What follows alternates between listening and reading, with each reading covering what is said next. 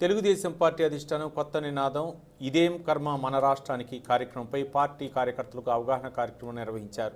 పార్వతీపురం మన్యం జిల్లా కేంద్రంలోని లయన్స్ కళ్యాణ మండపంలో ఏర్పాటు చేసిన తెలుగుదేశం పార్టీ విస్తృత స్థాయి సమావేశంలో టీడీపీ అరకు పార్లమెంట్ నియోజకవర్గం అధ్యక్షురాలు గుమ్మడి సంధ్యారాణి, మాజీ ఎమ్మెల్సీ ద్వారపురెడ్డి జగదీష్ పాల్గొని ప్రసంగించారు.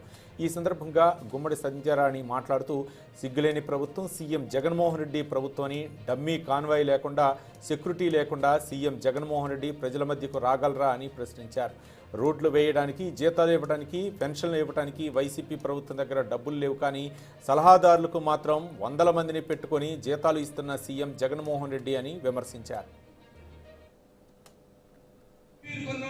చూడకండి, నా మాట వినండి, నేనేం చేస్తానో చూడండి అంటే ఈ ముఖ్యమంత్రి ఆఖరికి నేను గట్టిగా పనిచేశానని చెప్పుకోలేక ఈ విధంగా ఈవేళ వస్తా ఉన్నాడు. మనందరికీ తెలుసు, ఎవరైనా సంక్షేమాన్ని కానీ అభివృద్ధిని కానీ చేసినట్లయితే మిగతా విషయాలు ముఖ్యమంత్రి స్థాయిలో మాట్లాడు. మీకెందుకు ఇంత ఆత్మనూన్యత? మీకెందుకు వచ్చింది? ఇవాళ మీకు ఎందుకు అభద్రతా భావంలో ఉన్నారు?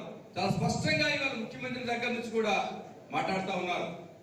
తెలుగుదేశం పార్టీ నందమూరి తారక రామారావు గారు పెట్టిన తెలుగుదేశం పార్టీ గత 30 సంవత్సరాలుగా నారా చంద్రబాబు నాయుడు గారి నాయకత్వంలో అద్భుతంగా పనిచేస్తా ఉంటే ఏమనాలో తెలియలేక లేకుండా, పోలీసుల సహాయం లేకుండా బయటకు వచ్చే ధైర్యం ఉందా?